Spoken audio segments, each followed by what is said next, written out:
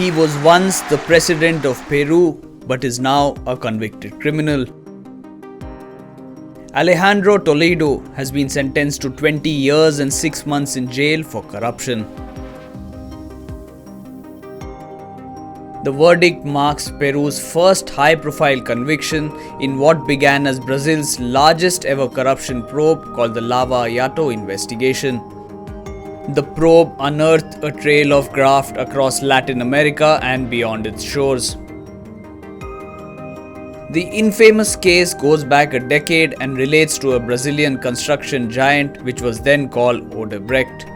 Toledo has been convicted of taking $35 million in bribes from the company, according to prosecutors.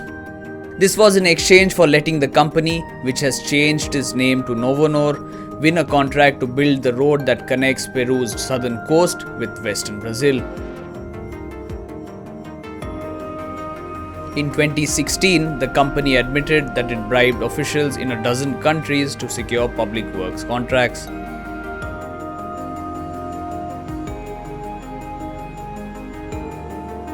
Toledo, who is now 78 years old, ruled Peru from 2001 to 2006.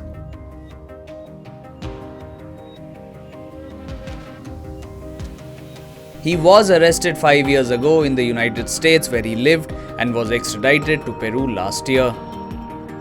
While announcing the verdict, the judge said,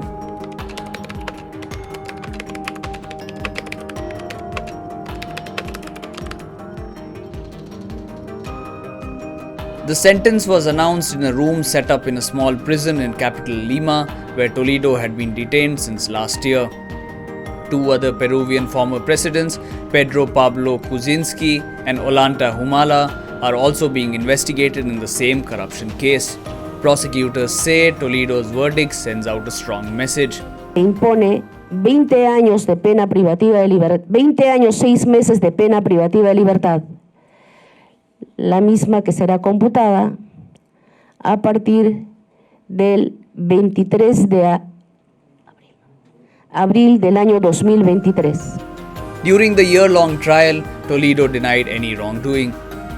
Last week, he asked the court to let him serve his sentence at home as he battles cancer. The court had other ideas.